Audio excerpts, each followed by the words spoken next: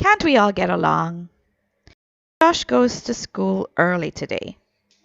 He had to wake up earlier than his usual wake up time. He is still tired.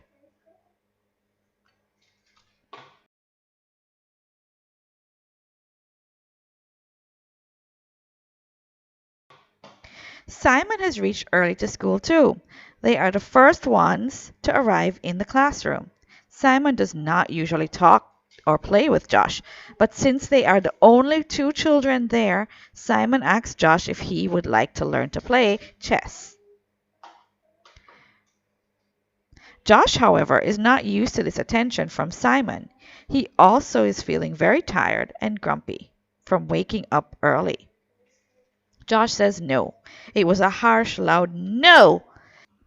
Simon's feelings are hurt. He does not understand that Josh is just feeling overwhelmed. Mrs. Rudolph soon arrives and Simon runs to his teacher with tears in his eyes. Josh shouted at me. Mrs. Rudolph gives Simon a big hug and then takes him over to Josh. She hugs Simon with one arm and she hugs Josh with the other. My dear children, you have to choose your words and tone of voice when talking to each other because you could hurt someone's feelings, she said, looking at Josh. She then turned to face Simon.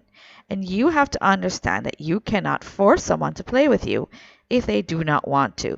You must be kind and you must be understanding. How do you be kind, Mrs. Rudolph? Asked Josh.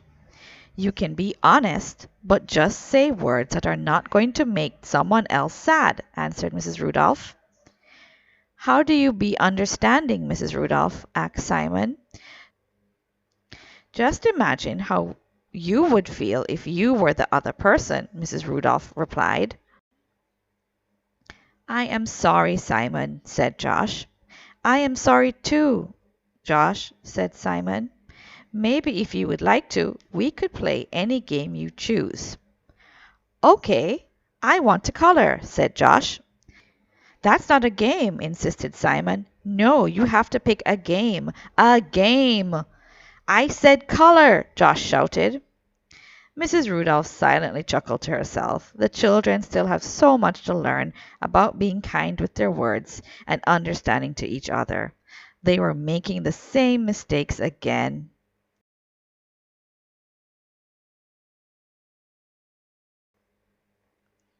What did Mrs. Rudolph advise the children? Why was Josh overwhelmed? He was tired and not used to playing with Simon. What mistakes were the children making again?